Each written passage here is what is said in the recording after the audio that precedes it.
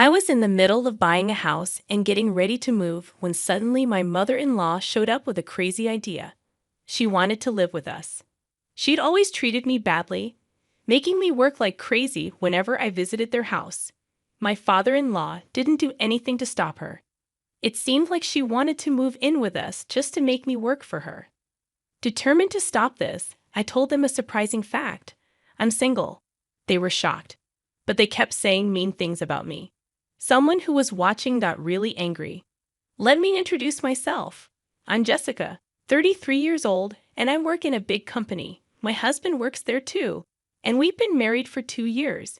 We met at a company party, and he pursued me until I said yes. We had a good relationship, but there was one problem: his parents. Before we got married, his parents seemed nice, but things changed after the wedding. They wanted to live with us, and I was not okay with that. But it turned out they were the opposite of nice. One day, my husband and I were relaxing at home when the doorbell rang unexpectedly.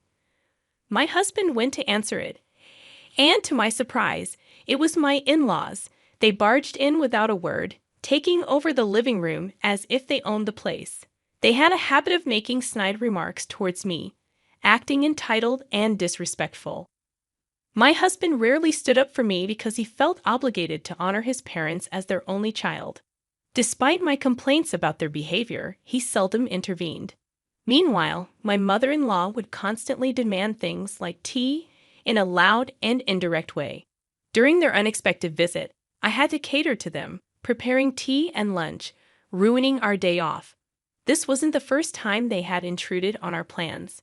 They even had the audacity to invite us to a tea party at their place, knowing I'd be expected to do all the work. But if I didn't go, I knew she'd gossip about me later. So reluctantly, I decided to attend her tea party. I wished my husband would stand up for us, but I knew it wouldn't work. On the day of the party, we were expected to arrive early. My mother-in-law scolded us for being late, even though it wasn't entirely our fault. Then she put me to work right away, while she relaxed and watched TV. I ended up preparing all the snacks for the party, which took a long time because she demanded so much. She criticized me for being slow, even though she never made snacks herself. I finished them relatively quickly, but she never thanked me. I realized she purposely asked for more to hassle me. While my husband and father-in-law set up for the party, they didn't help with the cooking. Throughout the preparations, she made snide remarks, but I tried to ignore them.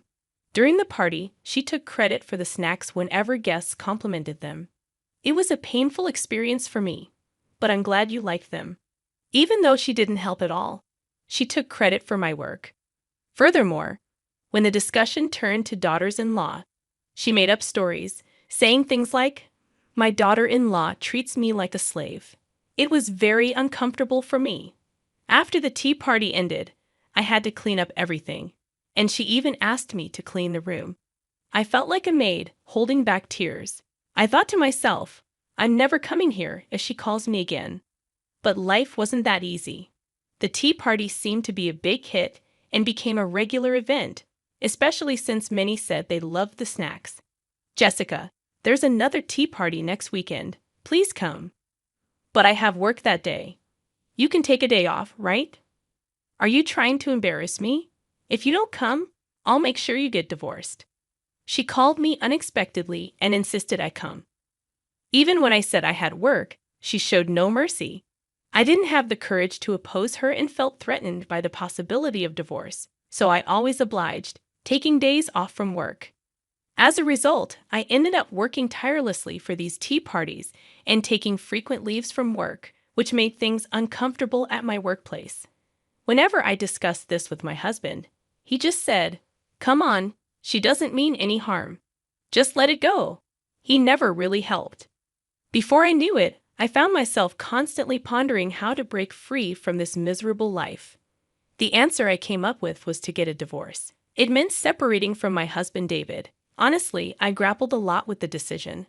Even though I felt betrayed by David not helping me, a part of me still loved him. I didn't want to continue a life tormented primarily by my mother-in-law. By divorcing David, we would essentially become strangers, eliminating the need to interact with my in-laws. The only remaining issue was whether David would agree to the divorce. "I don't want a divorce," David said, surprised by my sudden suggestion. "I can't stand dealing with your mom anymore. You know what our relationship with her is like, right?" "I get it. But that doesn't mean we have to divorce.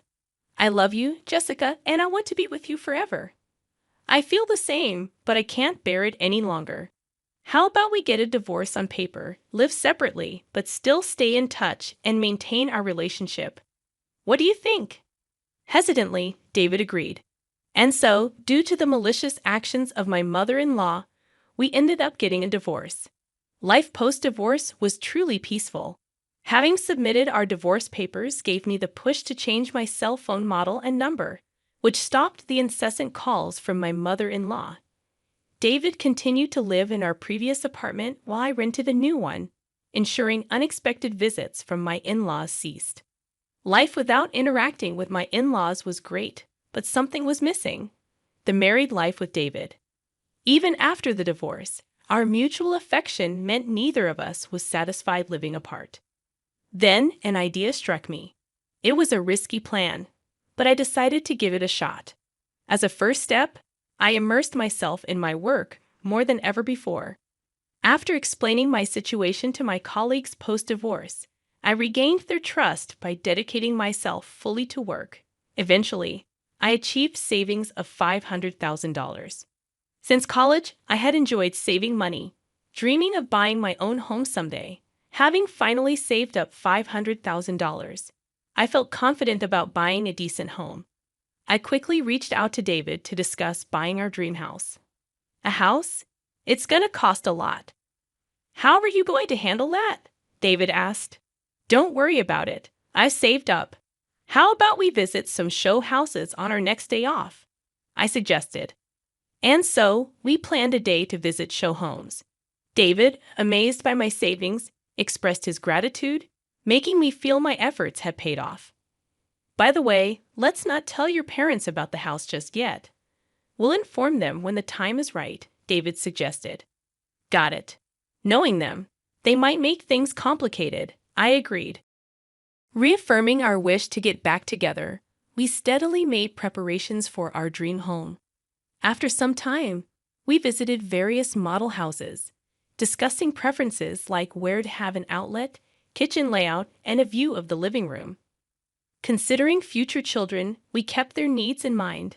Finally, the blueprint was completed and construction began. Discussing the budget with the contractor, we made sure it stayed within $500,000. David mused as we admired the location of our new house. "I'm excited. Speaking of which, have you made up your mind about our plan?" For us to live happily in our new home, it was crucial to ensure there'd be no interference from David's parents. David needed to either convince them to keep their distance or cut ties altogether. "I'm sorry, I just can't make up my mind yet," David admitted. "You know, I'm an only child. Of course, I understand all the terrible things Mom did, but I owe her for raising me, and I'm worried about what'll happen to her if I'm not around." I couldn't forgive my in-laws, but I did understand how David felt. "Well, it's up to you, David," I replied. "I bought the house under my name, and since we're divorced, you don't have to force yourself to come here." I let him know. Now it was up to David to decide. We parted ways that day. I had some time before the new house was ready, so I got back to work and slowly prepared for the move. Regardless of David's choice, I was ready to give his parents a hard time. Either way, my plans seemed to be working out. After getting home from work one day, I continued my moving preparations. Then my phone buzzed, indicating a new message. It was from David. "Good job." Seeing the message from David, I smirked. Things were looking like they'd head towards the best possible future. After a while, my dream house was completed. It turned out great, just the way I wanted it. Seeing the finished home made me realize the magnitude of this purchase. But just because the house was ready doesn't mean I was content. The real challenge was about to begin. Since I had been preparing to move even before the house was ready, the movers smoothly transported all my stuff to the new place. After the move, I went to the apartment where I used to live and where David now lived alone. I sat at the dining table in the living room and soon heard a flurry of noises from the entrance. The moment had come. David brought his parents. "It's been a while. Haven't you invited us over?" His mother complained as they headed towards the living room. As soon as they saw me, his mother exclaimed, "Jessica, we heard you were on a long business trip, but you're here. Why didn't you tell us sooner?" "Sorry about that. I just got back yesterday and was too busy to reach out," I lied. "Well, all right. But you bought a house, right, and spent a lot of money? It's pretty spacious. Maybe we should live with you," his mother suggested. "Indeed, living with you too would be more comforting," his father chimed in. "You bought the house for us, right?" I had to bite my tongue to not laugh out loud at his father's remark. David silently observed the situation. "Please take a seat. We need to discuss this," I said as I served them tea. I thought, this is the last time I'll entertain them. "Now about that new house," my mother-in-law began. "Exactly. You bought it for us, right? I'm looking forward to living with you too. But I'm single, you know," I replied. I hadn't told the in-laws that we divorced. To dodge my mother-in-law's unreasonable demands, I had lied about going on a long business trip. "Single? What do you mean? Aren't you married to David? What nonsense is this? Are you making fun of us?" They exclaimed upon hearing the truth. They were furious. "Exactly as I said. David and I are divorced, so I'm single. The house is under my name, so you can't live there. I decide who lives in my house." We never heard about any divorce, and the sudden business trip seemed fishy. "Thanks to you, I've been made a fool of. Watch your actions, young lady, and take responsibility," they scolded. "So you betrayed not just us, but David too?" "Divorcing was the right decision," they continued. When I firmly stated that I couldn't live there, my in-laws bombarded me with sarcastic remarks and complaints. Hearing this, my husband David finally lost his temper. "Enough. Stop badgering Jessica. Back off," he intervened, shocking his parents into silence. Apparently, they weren't expecting such an outburst from their own son. "The reason we were heading for a divorce in the first place was because of you two," David added firmly. "That's a cruel thing to say," David responded. "I was only thinking of Jessica. After constantly belittling her and forcing her to attend those ridiculous tea parties where she was treated like a servant, making her miserable. How is that thinking of Jessica? She's not your convenient maid. She's my cherished wife. And because of you two, our life together is a mess. Stay out of our relationship."